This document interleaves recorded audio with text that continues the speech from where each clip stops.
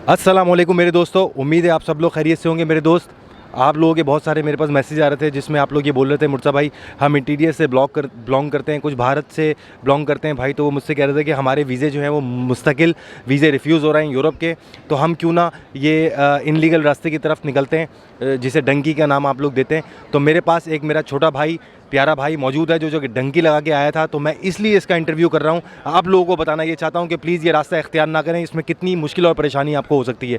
अस्सलाम वालेकुम भाई, कैसे हैं आप? वालेकुम अस्सलाम। पहले तो ये बताएं आप कहाँ से बिलोंग करते हैं? मैं खैबर पख्तूनख्वा, पाकिस्तान खैबर पख्तूनख्वा से बिलोंग करता हूँ। ठीक है, आपकी एज क्या है? मेरी 18 साल है। 18 साल भाई की उम्र है। अच्छा मुझे ये बताएं, आपको ये डिंगी लगाने का ख्याल पहले आया कैसे कि यार मैं डिंगी लगा के यूरोप पहुँचता हूँ?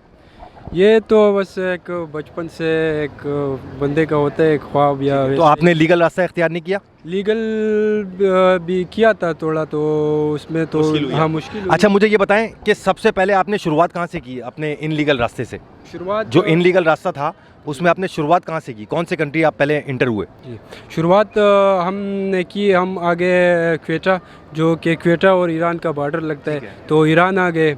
ईरान कैसे आए? किसी एजेंट, कोई एजेंट आपको लेके आया ईरान? एक एजेंट के थ्रू आ गए थे जी। तो ईरान से बहुत मुश्किल से आ गए, तुर्की पहुंच गए।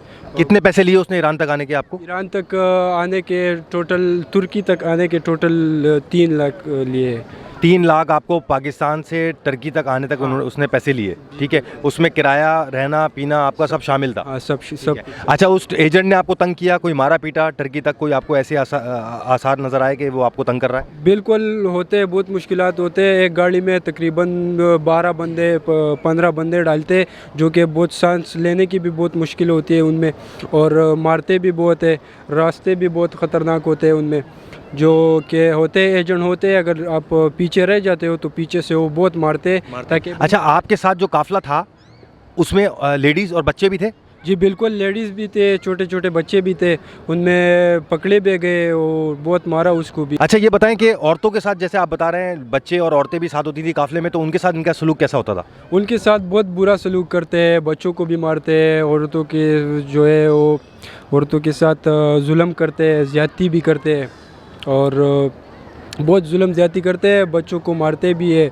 और अच्छा दूसरा मुझे ये बताएं कि जब आप टर्की पहुंच गए, पाकिस्तान से आप कोयटा पहुंचे, कोयटा से आप पहुंचे ईरान, ईरान से आप पहुंचे टर्की। टर्की में फिर क्या मामलात हुए? टर्की से आगे कैसे निकले? टर्की में जब बॉर्डर क्रॉस करते हो तो उधर वैन आती है उन लोगों की, उसमें डालते हैं तकरीबन 30 से 35 बंदे। 30 से 35 बंदे, वो तकरीबन 1-2 घंटे का रास्ता होता है। वो उधर एक उनका सेप होता है, सेप पे लेके जाते हैं इमिग्रेशन ऑफिस। हाँ, उनका उधर लेके जाते हैं, घंटा 2 घंटा बिठाते हैं उधर। उनके बाद फिर एक गाड़ी में 15-20 बंदे डालते और लेके जाते हैं अनदर प्लेस, हाँ दूसरी जगह पर लेके जाते हैं। बंदों खाना पीना आपको प्रॉपर दे रहे थे? खाना पीना नहीं मिलता, खाना पीना बिल्कुल नहीं मिलता, बंदे भूख से भी मर जाते हैं। अच्छा कितने बंदे आप लोग साथ निकले थे काफिले में? हम तकरीबन काफ़िले में 15 बंदे साथ निकले थे, तो 15 बंदों में जो है 4 आ गए और बाकी सब जो है रास्तों में कोई गुम हो गए, कोई मार दिए गए। मतलब 15 बंदों में से सिर्फ 4 बंदे आप यूरोप पहुंचे हो, बाकी सारे मार दिए गए? कुछ गायब हो गए, कुछ मर गए। तो ये क्या जंगल का रास्ता भी, आप मुझे बता रहे थे कि जंगल का रास्ता भी होता है कुछ इन लोगों का? हाँ बिल्कुल, जंगल के रास्ते भी होते हैं। तकरीबन एक हफ्ते एक जंगल में चलना पड़ता है, बहुत बड़े बड़े जंगल होते हैं, उसमें भी लोग भूख की वजह से मर जाते हैं। कुत्ते भी आते हैं, तो कुत्ते जब वो छोड़ते हैं पुलिस कुत्ते। अच्छा पुलिस कुत्ते छोड़ती है? ये कौन सा कंट्री है यूरोप का जो कि इनलीगल इंटर होने पे कुत्ते छोड़ रहे हैं? बुल्गार, हाँ बुल्गार जो है वो कुत्ते छोड़ते हैं, और वो ऐसे ख़तरनाक कुत्ते होते हैं, बहुत ख़तरनाक लोगों को वो करते हैं ना। तो मेरे दोस्तों अभी इन्होंने मुझे पाँव पे अपनी कुछ निशानात भी दिखाए हैं, तो मैंने इनसे वही वाली बात है सवाल किया कि भाई ये इतने ख़तरनाक निशान, इतने गहरे गहरे कट तुम्हारे पड़े हुए कैसे हैं? तो इन्होंने बोला कि बॉर्डर पे जब आप पकड़े जाते हो तो आपके ऊपर कुत्ते छोड़े जाते हैं, ठीक है? इसने पूरा इसका टांग जो है वो कटी हुई है, पूरे इसने मुझे निशानात दिखाए हुए हैं कि इतने गहरे गहरे बोटियाँ उड़ी हुई हैं इसकी टांग से।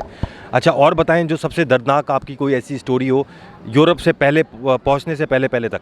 जी बिल्कुल, हम जब टर्की से यूनान आ रहे थे, तो यूनान बॉर्डर क्रॉस किया, तो तकरीबन 1 घंटा 2 घंटे चले, तो उधर पुलिस ने पकड़ लिया।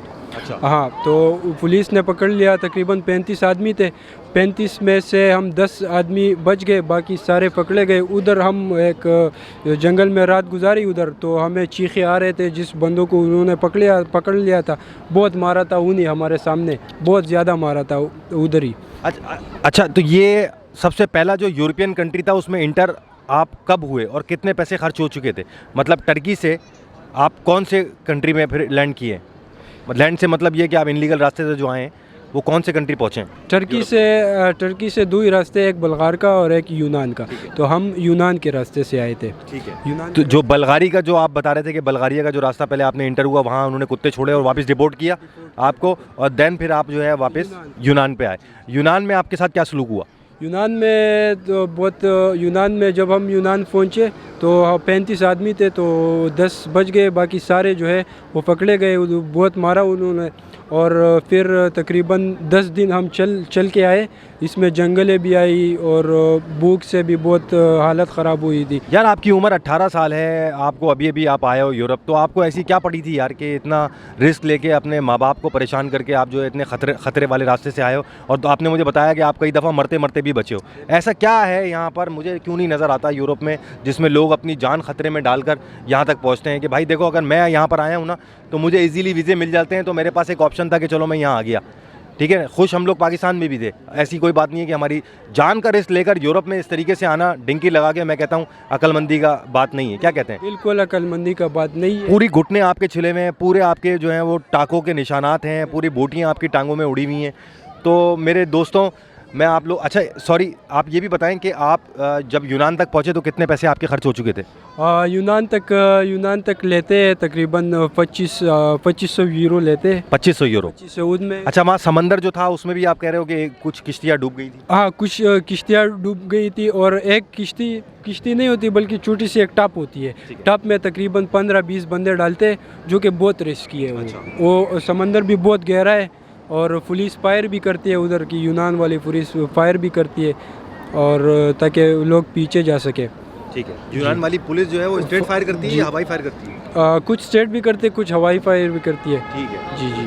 अच्छा, अब नए आने वाले जो लोग इनलीगल रास्ते से आते हैं तो उनको आप क्या मैसेज दोगे अपना इन हालात देखने के बाद? क्योंकि मेरे दोस्तों, जब ये अभी रिसेंटली आया है, जब ये यहाँ आया, मुझसे मिला, रास्ते में मेरी इनसे मुलाकात हुई, तो ये बहुत डरा हुआ था, और जब इसने अपने मुझे हालात बताए तो ये ज़ारो कतार रो रहा था। तो और ज़ाहिर है आप लोगों के मैसेज भी मुझे आ रहे थे, तो मैंने ये यकीनन ये बात अपने दिमाग में डाल ली थी कि यकीनन आप लोगों को इनके हालात ज़रूर बताऊंगा, प्रैक्टिकली इनके सामने खड़ा करके आप लोगों को हालात बताऊंगा, ताकि आप लोग ये गैर कानूनी काम जो आप लोग इल्लीगल रास्ते से आते हैं ये ना करें। अपने प्यारों को, अपनी माँ को, अपनी बहनों को, अपनी बीवी को, अपने बच्चों को इस तरीके से रोता छोड़कर इतने ख़तरनाक रास्ते से आना।